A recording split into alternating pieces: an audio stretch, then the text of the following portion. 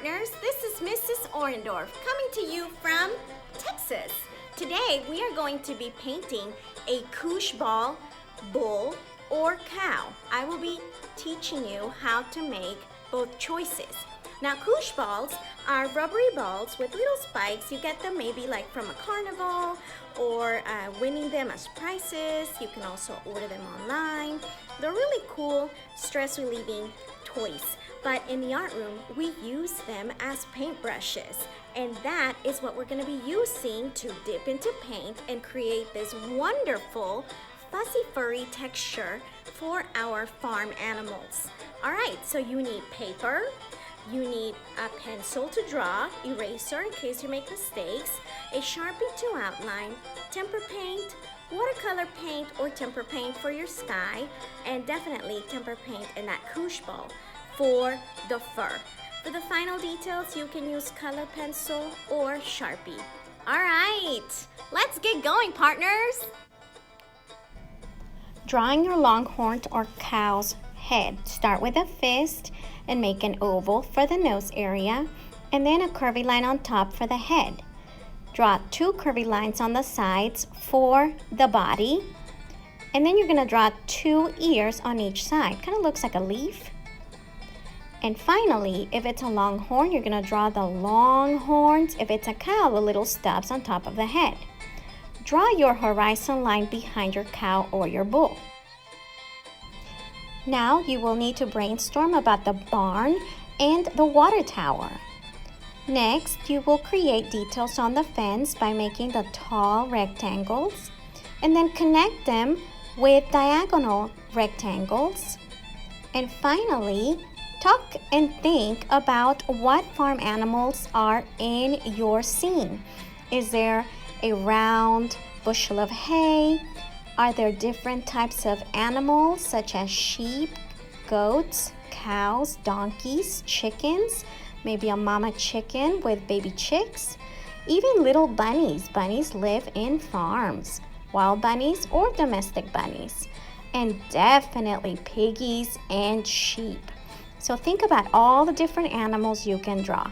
And they don't necessarily have to be realistic. You can simplify them to go with the theme of your project.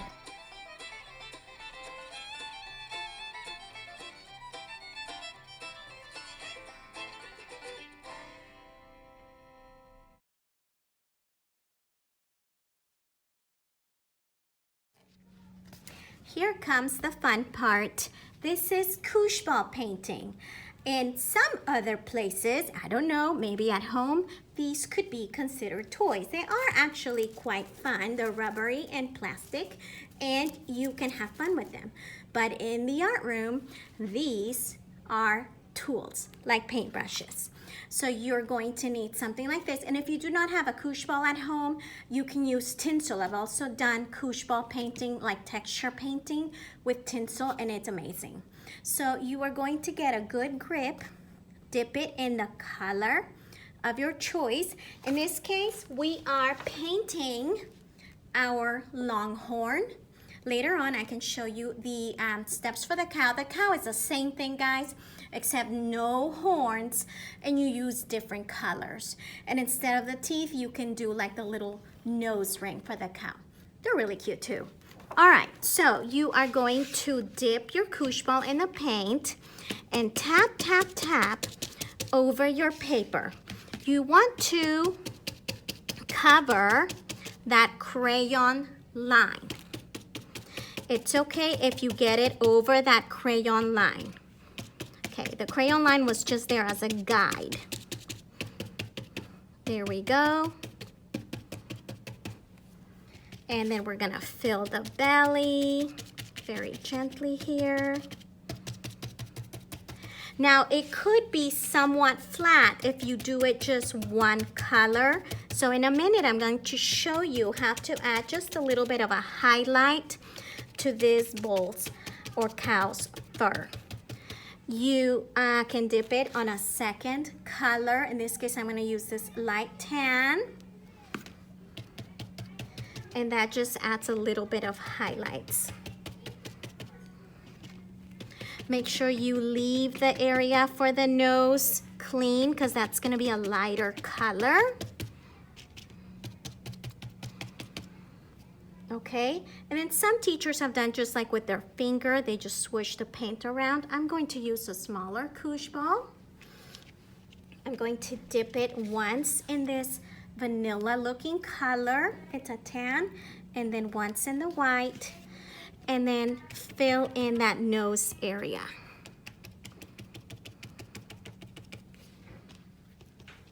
All right guys, so just keep going on the nose, and then you're going to let that dry before you add any details like the nostrils or the teeth.